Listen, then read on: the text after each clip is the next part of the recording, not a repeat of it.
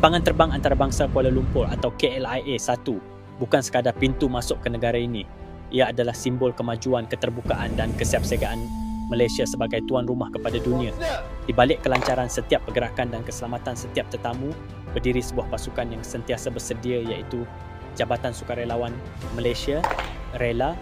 Dalam suasana yang sentiasa sibuk dan mencabar, RELA diberi amanah untuk membantu melancarkan aliran trafik di sekitar KLIA-1.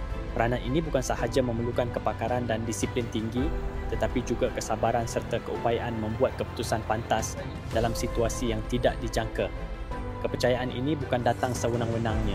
Ia lahir daripada pengalaman, dedikasi dan reputasi yang telah dibina oleh RELA sepanjang dekad. Penugasan di lokasi sepenting KLIA merupakan satu penghormatan dan satu pengiktirafan terhadap peranan jabatan yang tidak ternilai dalam sistem keselamatan negara. Dengan persediaan rapi dari segi mental dan fizikal, setiap anggota RELA bersiap siaga, bukan sekadar mengawal lalu lintas tetapi memastikan suasana kekal teratur, selamat dan mesra untuk semua. Penat dan lelah bukan alasan. Setiap langkah yang diatur, setiap arahan yang diberikan dilakukan dengan semangat yang tinggi demi melaksanakan amanah kepada rakyat dan negara. Sempena sidang kemuncak ASEAN, KLIA menjadi tumpuan utama sebagai pintu masuk delegasi dari seluruh Asia Tenggara.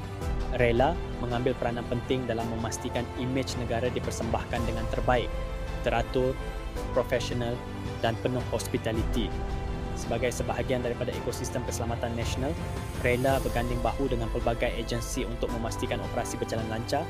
Kesepaduan ini menggambarkan kekuatan sebenar Malaysia bersatu demi matlamat bersama.